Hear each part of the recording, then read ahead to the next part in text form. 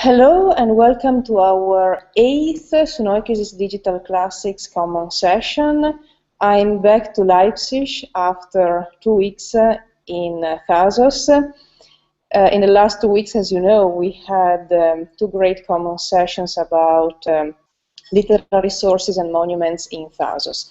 I know that there were problems with the internet connection. The first session was not easy. It's online, but I know that the quality is not perfect. But for the second one, we have the whole common session online, and unfortunately the videos are not embedded in the YouTube common session, but you have them online. So if you want to see them, you have them, and you have the link. Welcome, Michelle. Now I can see also Michelle. I was with her and the group in Thasos the 2 last weeks. So today, the topic of this common session is the revolt of Samos in the ancient sources. So we are going to talk about another important event of the Pentecontaetia, this Greek period of 50 years between the Persian Wars and the outbreak of the Peloponnesian War. So I start sharing the videos because I have slides.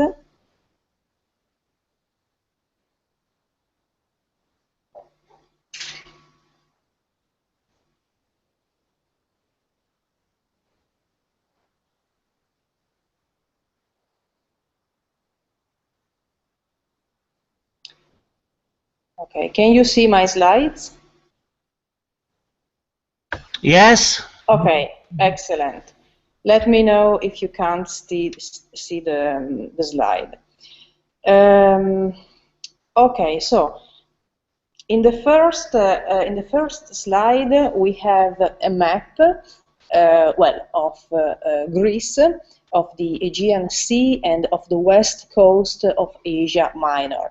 And specifically, this map is of the so-called Delian League. So it's a map of a specific historical period between 478 and 404 BC, as you can see. So this is a map of this league of the allies of Athens during the Delian League.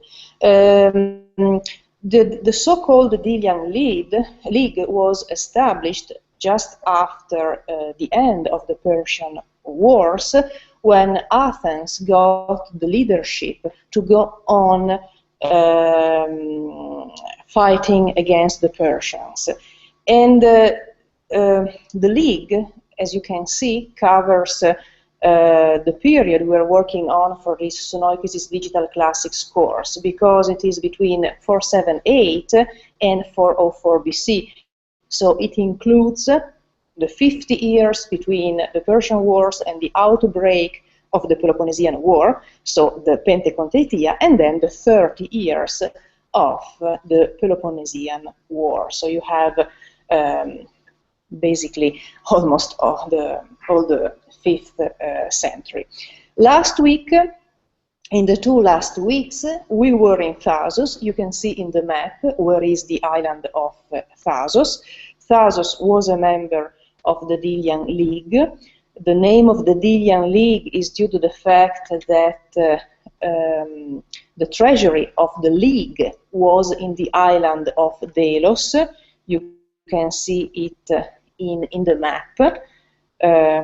I can't use my touchpad, but anyway, you can see the island of Delos, so that's why the name of the Delian League. At the beginning, when Athens established the League, the treasury of the League was in the island of Delos. Then in 450-453, the treasury, for various reasons, was moved from Delos to Athens, but we will talk about that later. So in the 2 last weeks, we were in Thasos. Thasos was an important member of the Delian League, and as we have seen last week, Thasos, was the protagonist of a revolt against Athens in the 60s of the 5th century BC, in 466.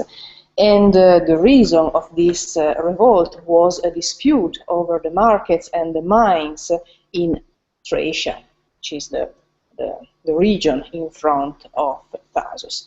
Now, today, we're going to talk about another island, the island of Samos. You can see it on the west coast of Asia Minor.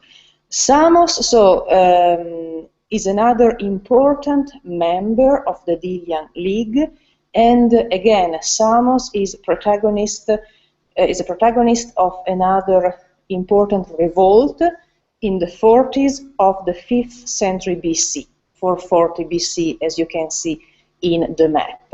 And this is another important period of the so-called Pentecontaetia, because the first revolt of Thasos in the 60s was a moment in which we can see the beginning of difficult relationships between Athens and her allies, and then in the 40s of the 5th century we have again this important revolt on the part of Samos, which is another important member of the Delian League, and again we are in a crucial moment of the Pentecontaetia during which the power of Athens is growing a lot.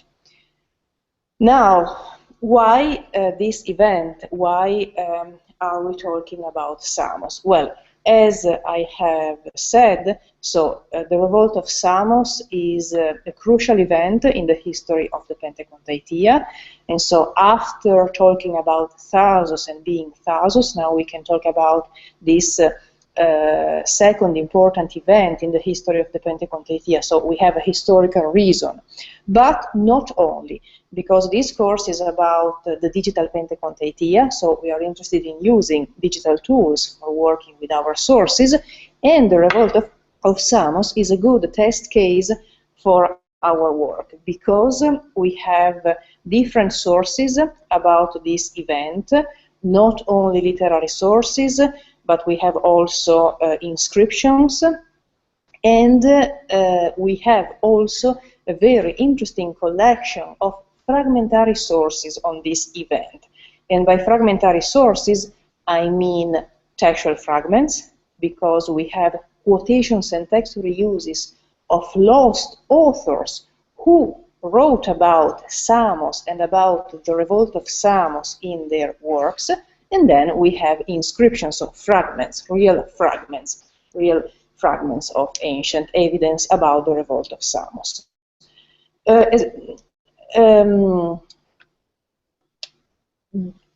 These are the reasons why we are talking about the revolt of Samos. And we have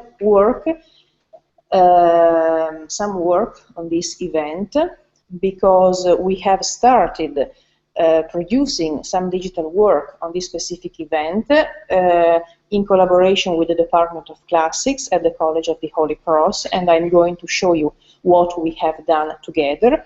We have also papers about this, and I mentioned the papers because this is a good model. So we have data about the sources concerning this event, but also papers talking about the data, and this is a good model. So using both tools in some way. And then the digital Pentecontaetia, because the work on the sources about the revolt of Samos is part of the work that you are doing on the digital Pentecontaetia at the University of Leipzig, here at the Humboldt Chair. So this is these are the reasons why we are talking about this specific event.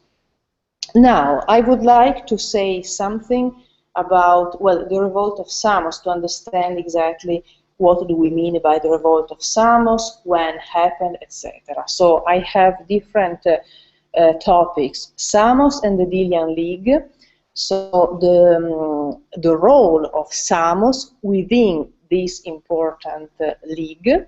Then the revolt of Samos, the reasons for the outbreak of the revolt, the sources on the revolt of Samos. So what sources we have about this event, and then the revolt of Samos and the digital Pentecontaetia. So how are we working on these specific sources for our digital Pentecontaetia? Now, so first, the first topic, Samos and the Delian League. Again, here we have a map of this league. As I have said before, so this league was established after the end of the Persian Wars. Sparta still had the leadership at the end of the Persian Wars, but then after that, when the commander Pausanias became very unpopular, Sparta left the leadership and went back to the Peloponnesus, and Athens got the leadership of the Greeks in order to go on with the fight against the Persians, because at that time the situation was not clear. So, and that's why Athens got the leadership in order to organize the Greeks against a possible attack from the Persians. And here we have a map of the league that Athens established in 478 BC, so we are just after the end of the Persian Wars. And as you can see in the map in yellow, you have the sphere of influence of Athens and her allies, because the original purpose of the league, of the Delian League, was to defend the people living on the west coast of Asia Minor, the Ionians, but the league included other places, as you can see from the map. The allies were arranged in different regions, in different districts. That's why you have numbers in this map, Roman numbers. And in our case, the island of Samos is in District 3, Ionian district, while Thasos, as we saw last week, is in the first district, in the Thracian district. Now we can focus on Samos. Here you can see you have a view of the island of Samos. Samos was, before the foundation of the Delian League, was a member of the Hellenic League, established to fight against the Persians during the so-called Persian Wars. So it was already, Samos was already a member of the Hellenic League before 478 BC, and after that Samos became one of the most important members of the Delian League, the league established by Athens in the Ionian district. With Chios and Lesbos, Samos, Chios and Lesbos were the most important, the charter members of the Delian League. And this is important, Samos contributes to the Delian League with ships, not with the so-called foros. The foros is the monetary contribution. Other allies at the beginning contributed to ships, with the ships, and then they contributed with the foros. In the case of Samos, Samos contributed just with the ships and not with the foros. This is important because Samos, in this way, could keep the fleet, the fleet. So, and that's why Samos was important, had a lot of power. And the important thing to remember is that Samos was a great supporter of the foundation of the Delian League, but Samos was also in favor of the move of the treasury of the Delian League from Delos to Athens. This is important in order to understand the kind of support of Samos to Athens, because of course when they decided in the 50s of the 5th century to move the treasury from Delos to Athens, well, many things were changed at that time, because that meant to put the center of the league in Athens, even if the official reason was because Delos was too dangerous, but moving the treasury from Delos to Athens was an important move for the growth of the Athenian power, yes, the so-called Athenian Empire that brought them to the outbreak of the Peloponnesian War. And here in this slide you have sources talking about the role of Samos in the Delian League to have a better sense. Samos, okay, after 439 BC. As we have seen, Samos was a protagonist of a revolt against Athens. In the case of Thasos, the reason of the revolt was due to a dispute over the markets and the mines in Thracia, which is a very important region. So there was a dispute between Athens and Thasos. In the case of Samos, the situation was different, because first of all, a war broke out between Samos and Miletus. You can see Miletus just below Samos in the map. Well, a war broke out between Samos and Miletus for the possession of Praerini on the coast. You can see Praerini on the map. At that point, Miletus, a member of the League, went to Athens asking for help and for support. And on the part of Miletus, there were also some Samians, so inhabitants of Samos, who wanted to change the government in Samos. And given that Samos didn't accept the role of Athens, they decided to revolt against Athens, and so Athens sailed to Samos, and after a few operations we will talk about that,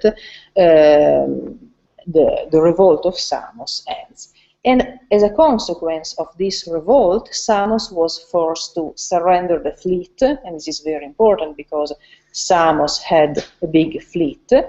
During the revolt, Samos had 70 ships, to tear down the walls and then to pay a big indemnity, apparently instead of the tribute. So Samos never paid the tribute, the so-called force, to the Delian League, but after the revolt, Samos was obliged to pay this big indemnity for many years after the revolt. And here again we have sources mentioning what happened after the revolt. So this is the situation of Samos within the Delian League before and after the revolt, before and after 440 BC.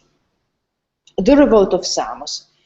I have already summarized the main events concerning the revolt of Samos. So in 441 BC, this war between Samos and Miletus broke out for the possession of Praerini.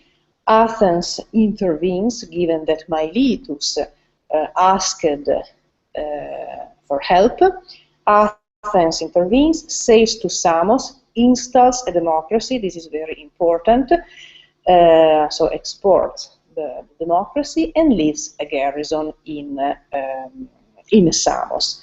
And Athens also takes hostages from Samos, putting them in the island of Lemnos. But after that, the island of Samos doesn't, Samians they don't accept this situation, and so part of the Samians got in touch with the satrap of Sardis. They also got the support of Byzantium, which is on the Black Sea. They brought back the hostages from Lemnos, and this is the starting of the revolt, the rebellion against Athens. Athens sails again to Samos. We have in our sources the descriptions of a few military operations, and after that, Athens defeats the revolt. We are in 439 BC, so you have, as you can see, all these events happen between 441 and 439 BC, and after then, Athens defeats the revolt. We have again a democratic government in Samos, and then, as we have seen before, Samos was obliged to announce to the fleet and then to pay this big indemnity for the war expenses. So this is a short summary of a very important event with different protagonists, etc. Sources on the Revolt of Samos. So we know about this event thanks to different ancient sources. Here is a list of the sources to have an idea. First of all, we have literary sources. The first source is, of course, Thucydides, writing in the 5th century, so a contemporary source. But we have also Aristophanes, a comic playwright. So Aristophanes is very important because in his comedy, so he doesn't write historical works, he wrote comedies for the theater, but at that time the theater was fundamental to refer to the war, to refer to events of that period of time. And then we have other sources, not of the 5th century, but from the 4th century downwards, about that refers to this specific event, like Aristotle, Diodorus Siculus, Cornelius Nepos, Plutarch, the biographer, and then we go down, we have lexicographers referring, preserving information about this event. So first, literary sources. Then we have fragmentary sources, as we have seen before. By fragmentary sources, I mean quotations and text reuses of authors who are now lost, but who talk about the Revolt of Samos in their works. And these sources are very important because in some cases they are local historians. So we have sources from Samos, for example. So we have also the point of view of the Samians about this event, not only Thucydides, which is the Athenian point of view, and then other fragmentary sources. And then we have inscriptions specifically about this event, and then other inscriptions referring to Samos. So this is a slide including a list of the sources about this event. Now, after this summary, we can see the Revolt of Samos and the digital Pentecontaetia. So how we can represent, how we can work with these sources for the digital Pentecontaetia. Are there any questions?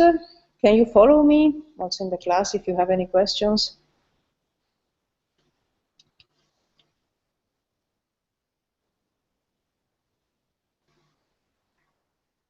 Not yet. Okay, so I can go on with my slides. I hope you can still see the slides. Please let me know if you can. Yes, it's okay. Okay, thank you. So here in this slide, I have the home page of a website, Demo Fragmentary Text, where we have a collection of these sources on the Revolt of Samos. So this is a project started in collaboration with the Department of Classics of the College of the Holy Cross. As you can see here, this is the logo of Holy Cross, and the Perseus Digital Library, of course. This project about the Revolt of Samos is part of a bigger project concerning the work on quotations and text reuses of lost classical texts. And in this case, the Revolt of Samos is very interesting due to the kind of sources we have. The goal of this project, first of all, provide a test case for designing a synoptical representation of primary sources. We mean identifying chunks of separate sources corresponding to one another and aligning them. And in this case, the situation is very interesting because we have different sources belonging to different genres and of different kinds.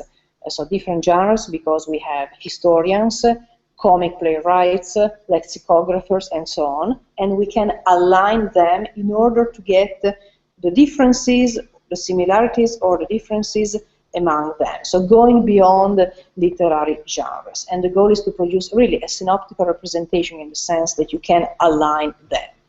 Then, for the Revolt of Samos, for this specific event, we have literary and epigraphical text that can be aligned together. And the sources are grouped and treated according to different topics on the Revolt of Samos. Again, we are not working by authors, but specifically on different topics, grouping different sources belonging to different genres, but treating the same topic. And then, well, the text in this case, of course, are well presented in the original Greek language. We have also the English translation, and then we have both the TXML files from the Perseus Digital Library and other PDF files, because we still have them from Internet Archive and Google Books. So I think that now I can show you the website.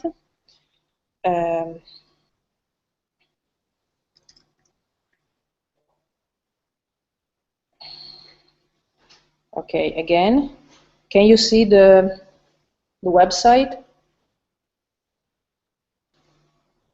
I hope they can. I'm sharing the screen. So now, but in any case, you have the link in Google Plus, in the Google Plus community page. So this is the actual website, and this is the section concerning the Revolt of Samos, this event.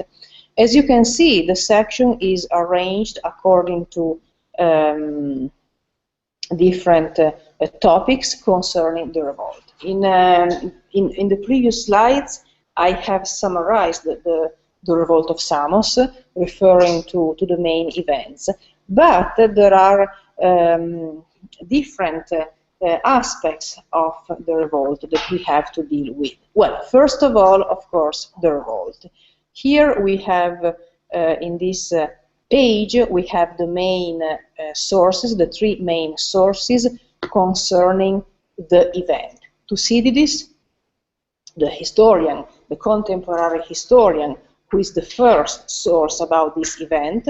In the chapters on the Pentecontaetia, in the first book of his history, he talks about this event. Then we have Diodorus Siculus, a later historian. In his Universal History, he refers to the Revolt of Samos because it was an important event. And then Plutarch, the biographer, the Greek biographer, in the Life of Pericles, he talks about this event. Here we can see, so the work was to align these sources, showing the similarities. So in red you can see the same words used in these three different sources. They are the main sources on this event. Both Diodorus and Plutarch had the text of Thucydides. They were reading Thucydides, but they add sometimes other information. Diodorus, well, in Diodorus we don't have many other information about the revolt, but is Plutarch the author who, of course, adds other information about the Revolt of Samos. And Plutarch is interesting because he quotes lost authors about the Revolt of Samos. He talks about the role of certain characters for the Revolt of Samos, and well, as a biographer, he loves gossip, so we have also some gossip in Plutarch about the Revolt of Samos. Yes, it's true. And in fact, as you can see, the section about the Revolt of Samos in Plutarch, as you can see from scrolling down the text, is quite longer than in Thucydides because we have other information. So in this website, as you can see, we have an alignment of, this is the Greek text, we have also the English translation. We are producing the alignment between the Greek and the English translation for each source, but this is just an alignment of the Greek, so the differences and the similarities among these sources for the Revolt of Samos, among the three main sources. Of course, we have a link to the full text of Thucydides, as you can see here, just an example. So you have a link to the full text of Thucydides in the Perseus Digital Library, where you have other sources to read Thucydides, and the same for Diodorus and Plutarch. But we also have a link to the PDF file of this specific edition of Thucydides that we are using in this website, so that you can also visualize the printed edition, because we still need to preserve the paper edition of a specific text. So this is the first section about with the three main sources concerning this event. Now we don't have time to read these sources and to deepen every aspect. Anyway, this is just the main sources about the revolt. And at the beginning of the section, we have also a list of other sources mentioned in the event, and in particular, we have a reference to the fragmentary sources mentioned by Plutarch. So Plutarch is interesting in this case because he quotes lost authors and works. We don't know if he could read those sources or if he gets the information from other collections. Anyway, Plutarch is important, as in other cases, because he quotes lost authors. For example, we have Ion of Chios and Stesimbrotos of Thasos, two other writers of the 5th century who wrote about events concerning the Pentecontaetia. Then we have Ephoros, Heraclides Ponticus, and Duris of Samos. So we have a writer from Samos, a local writer. So we have, with Duris, we have the point of view of the Samians concerning the revolt of Samos. And again, we have references to printed collections where you can get these textual fragments of these sources. And in the text, in the Greek text of our sources, we have a link to the lost authors. For example, when, in this case, Plutarch quotes Stesimbrotos, we have a link to a printed collection where you can see the fragment of Stesimbrotos. The text of Stesimbrotos is lost, but we have a paper editions with the collections of these chunks of text. So in this page you have the fragments of Stesimbrotos, and you can also find the passage from Plutarch where Plutarch quotes Stesimbrotos. So this is a way for representing, so reading fragmentary sources, textual fragments within the context in which they are preserved. And then we have other, of course, other links to other sources. So this is the first section about the revolt of Samos, the sources, the revolt. Then we have other sections. For example, here we have the section with the Athenian generals, because for the revolt of Samos we have the name of the Athenian generals who sailed to Samos, who took part in the mission against Samos, and we have information for 2 years. And here we have different sources. For example, here we have, for this information, we have another fragment of another lost author, Androtion, a local historian from Athens. So we have a source from Athens. The works of Androtion are lost, but we have many fragments, many quotations of his works. And in this case, this specific fragment is preserved in a scholion, which is a sort of commentary to a narration, to a speech of Aelius Aristides. And this Greek fragment mentions the names of the Athenian generals for 441 BC, which was the beginning of the revolt of Samos. But we have not only a literary source, so a fragment of Androtion, but we have also an inscription, as you can see on the right side of the screen. the Athenian treaty with Samos, dating in 439-38, where we have the names, not of all the names of the generals, but some of them, as you can see. So in fact, also in the inscription, we have the name of Socrates, Pericles, who was the main general of this expedition against Samos. So as you can see, here we can align, we have another alignment, a textual fragment preserved in a late source in a scholium to Aelius Aristides, aligned with an inscription dating from the 5th century, dating from the year after the end of the Samian revolt. And then we have other sources, and we have also the English translation.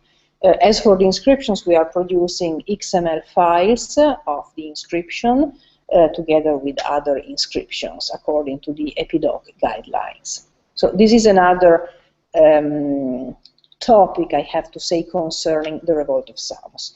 Then we have, well, as for the Athenian generals, we have also information about the generals 2 years after. So we have the names of the generals at the beginning of the revolt in 441, and then the generals 2 years later at the end of this revolt. And so in this case, we have the text of the, again, of the treaty with the Samos.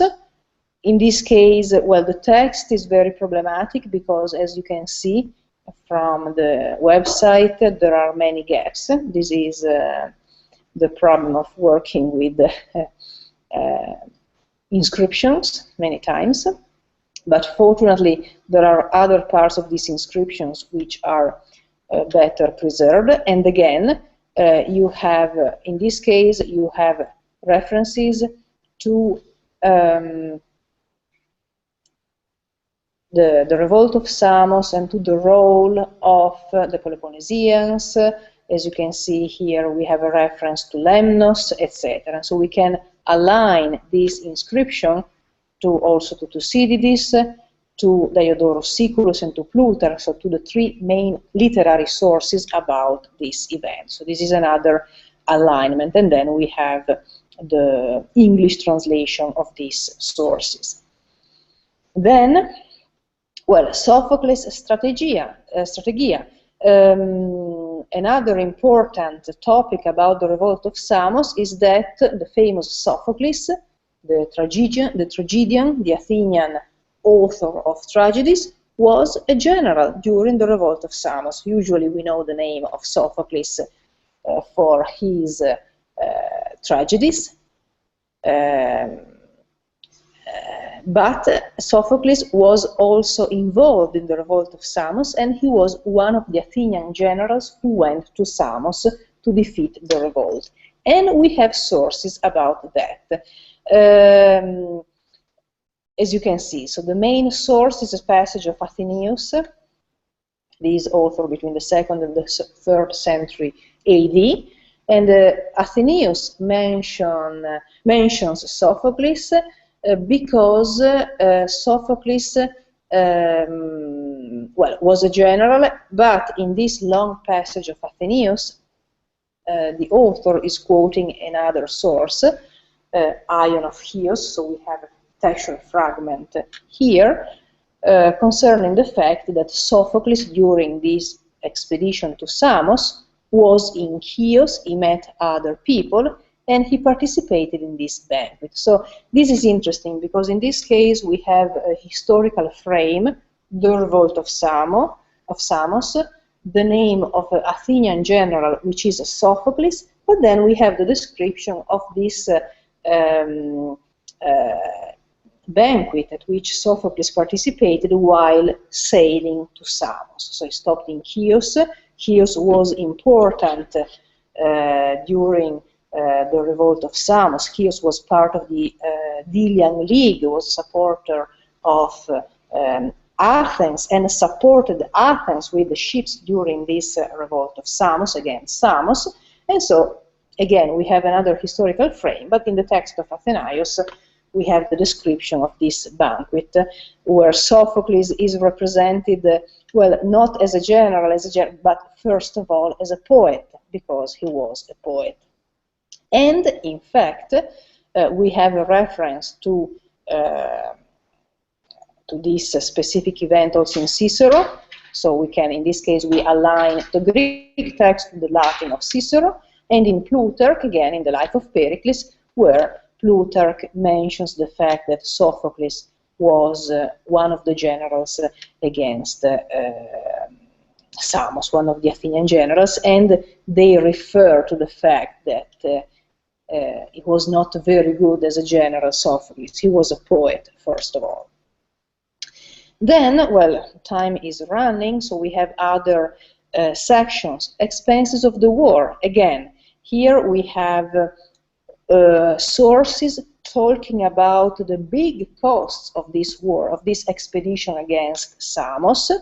And the interesting thing, and here we have the alignment, is that we have different numbers in different sources, in Isocrates, in Diodorus, and in Cornelius Nepos.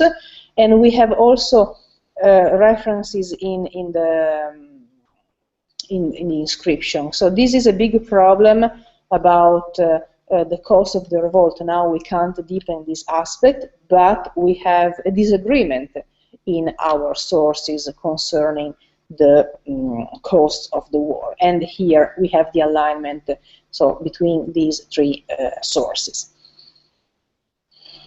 Then, going back, well, we have Pericles' funeral speech. So after the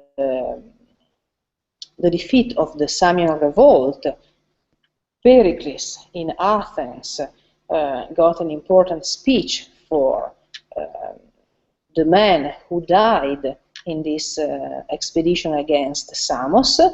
And we have an important reference in Plutarch, in the Life of Pericles, but there is also a reference in Aristoteles. So this is quite interesting that there is just a very brief reference in the Rhetorica, and then Plutarch, who talks about the speech of Pericles, and then we can align, again, we can align the sources. The role of Aspasia, this is interesting. Aspasia, this woman from Miletus, she was the lover of Pericles, and according to some sources, she was responsible for the decision of Pericles to move against Samos. And here again, the source for this is Plutarch. Thucydides doesn't mention that, but Plutarch, who uses other local sources, explicitly says that Aspasia was responsible for the decree by which the Athenians decided to move against Samos. And again, Pericles is using local historians from Miletus, but also from Samos. So this is another very interesting chapter about the revolt of Samos, in this case, the role of Aspasia, who was also accused to be at the origin of the Peloponnesian War. And then again, we can align the text of Plutarch with other later sources who preserved information from Plutarch, this gossip information from Plutarch in Athenaios, and then in the lexicographer Harpocration. So in red you can see the similarities. Then, well, the tattoo of the prisoners. This is another, well, information about the revolt of Samos. Again, the first one to talk about this is Plutarch. He likes gossip, and he talks about the fact that apparently the prisoners of Samos got a tattoo from the Athenians. There is a disagreement about that in the sources, and as you can see, Plutarch mentions the tattoo, and then later sources who were probably reading Plutarch refers and talks about the same thing, even if with differences and some disagreement. And then Finally, well, the treason of the Samian, apparently there was a man who revealed the rebellion to the Athenians. But there is a short reference in Aristophanes, you know, the comic playwright, writing in the 5th century, so some way a contemporary source, and this information is preserved in a scholium to also, of course, to the same comedy. We don't have time and we can't deepen these sources and read these sources. Anyway, this is an example for treating a specific event. So using different sources, aligning them, and arranging them according to different topics. Now I can go back to the slides. We still have 10 minutes. So, well, in the previous slide, okay, this is the goal of this synoptical representation. So basically the work that we have done is producing a textual alignment in the same language, Greek, so different sources can be aligned together to see similarities and differences in the language and in representing the same historical event. Then we have also produced 2 papers, and I want to mention the papers because so it's important. If you produce digital data, you also need the papers to comment the data. So data and papers talking with each other in some way. So this is the work that we are doing for the digital Pentecontaetia. And then, so as here in this in this slide, so the data in the website and papers, connecting data and scholarly papers. In this case, well, the focus was on fragmentary sources. This is important, so working with the textual fragments within their context, this is fundamental. Always working with the quotations and text reuses within the context where we find them in order to understand them.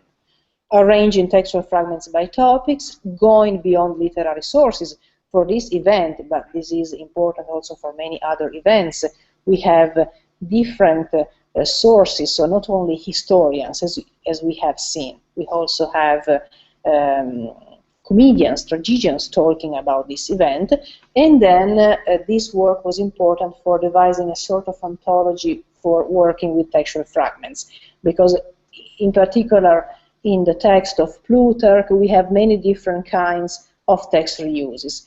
I have a list of possible text reuses. Of course, the goal is not to find new names for different kinds of reuses, but the goal is to try to represent them and to annotate them in different ways in order to understand these textual reuses within their context.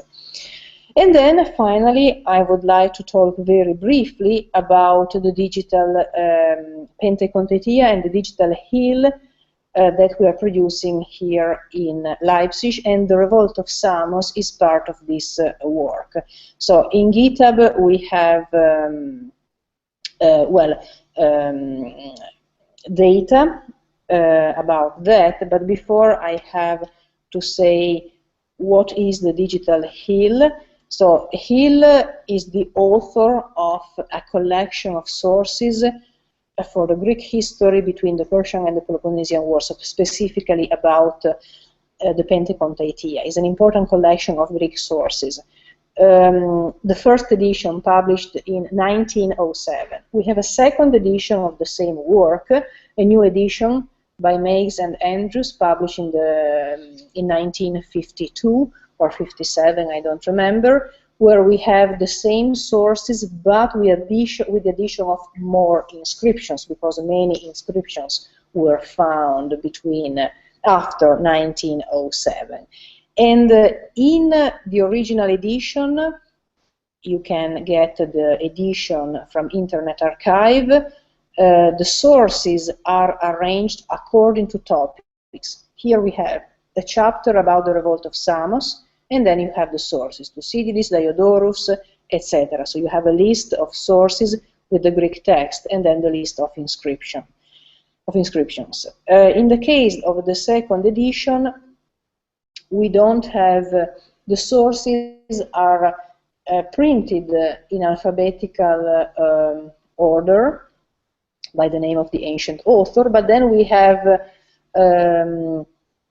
very rich indexes where you get where you find the sources arranged according to topics. And here we have the section about the revolt of Samos. So basically, the work that we are doing is to produce a digital edition of this work, because we have a rich collection of sources about the Pentacontatia. And again, the indexes help us because the sources are arranged in different ways. And so this is the goal of our work on the digital hill. And here, finally, I have a link to a Google Doc that we are producing. A student of mine, Marcel Mernitz, is working on this. This is a huge list of the sources on the Revolt of Samos, but we want to go beyond this event. This is one event, a model for this work. And as you can see, so we have the list of the sources in the first column, then we have, well, the number in the edition by Hill, because we are starting with this specific edition. We have a reference to the editions used by Hill, because the editor used specific editions, so we can see the differences with other editions. Then we have a link to the XML files. If we don't have them, sometimes we don't have them, especially for late scholia, we produce new XML files of these sources. Then other sources of the same XML file, so we have them in GitHub, but we already have these files in Perseus. Then Arethusa tree banking. We are producing a tree bank of these sources, in this case of the Revolt of Samos, and we have a link to, for each source, we have a link to Arethusa, where you can visualize the tree of each source, in this case concerning the Revolt of Samos. And finally, we have also the text alignment. In this case, we are aligning the Greek text of each source with the English translation, but we are also producing a German translation of each source. And thanks to this work, we are trying to define a first draft of guidelines for working with translation alignment, because working with translation alignment is not easy in the sense that we can't align word by word, and so we have to see how we can try to define guidelines for working with these sources and in general with the translation alignment. So this is a short summary of what we are doing, and we are putting our data in GitHub. So now I can go back to Google Hangout. I hope you could see the slides and the website, and we still have 5 minutes. I don't know if there are questions or comments.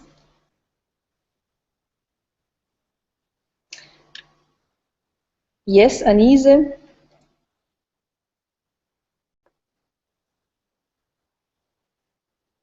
I can't, you have to unmute yourself if you want to ask a question.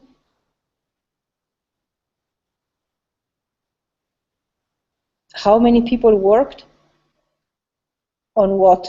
Oh, on the demo. Okay, so we were, so, well, the main person working on the demo was myself, and then I had the students helping me at the College of the Holy Cross.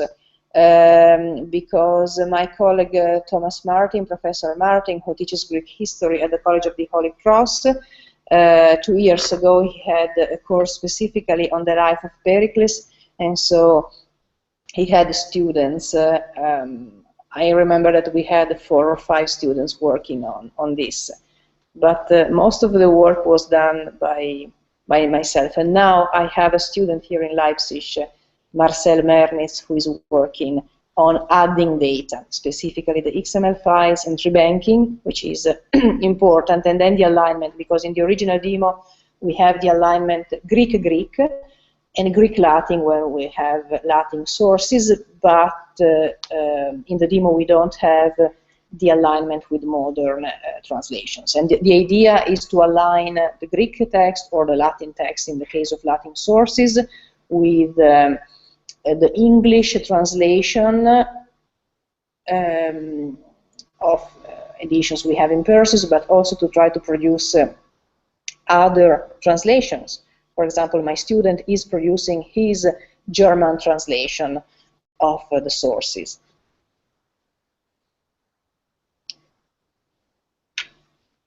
No, the alignment was not done with Persis because we didn't have the tool in Persis. The demo was produced 2 years ago, and so we are transferring the data, and we will put them in Persis for the alignment Greek or Greek and Latin. I also see a comment by Dimitar in the chat about a very curious personal impression on Sophocles. Yes. Yes. Well, this is a fragment of Ion of Chios. Yes. This is very interesting because Ion met Sophocles in Chios when Sophocles was sailing to Samos. He stopped in Chios and he participated in this banquet.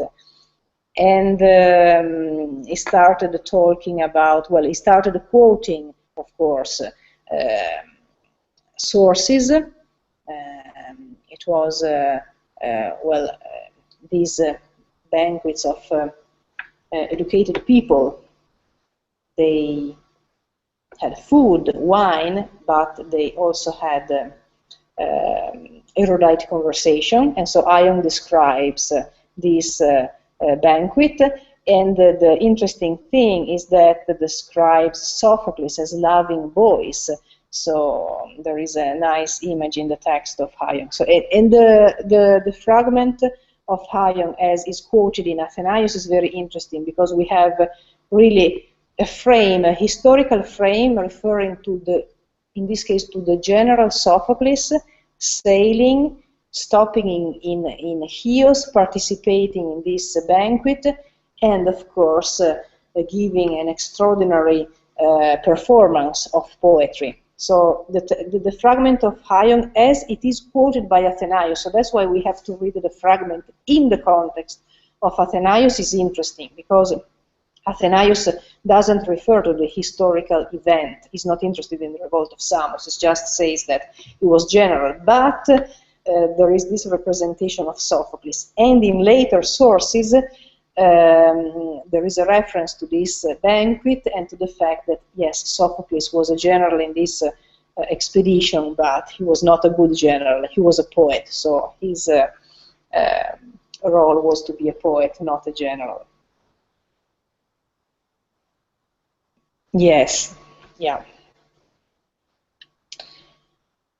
Okay, well, now is 6:30, and unfortunately, I have to stop our common session. Next week, we have Dimitar with another, with the last common session of this big section about objects in context. And Dimitar, you are going to talk about Thucydides, if I'm not wrong. And then after that, we will start another big section of common sessions about tree banking and translation alignments. So you have the slides of this common session in... Yes, we will be presenting together with Professor Slavova, who is now with me. Yeah. We'll be broadcasting from Sofia, and the topic will be Thucydides and Thracia. Okay, excellent. So we go back to, in some way, to the last common sessions. This is interesting, yes. Okay, this is very interesting because so we can talk again about, in some way, well, in the last two common sessions we talk about Thasos, but of course we talk about Thracia because the importance of the region. Okay, so you have the slides of this common session in GitHub. In Google Plus, you have the link to the demo, so you can see everything. And as usual, you can add questions or discussions in our wiki or in Google Plus community. Well, thank you all. I see the thank you in the chat. Thank you all for joining our Sunoikis, and see you next week. Bye. Bye. Bye.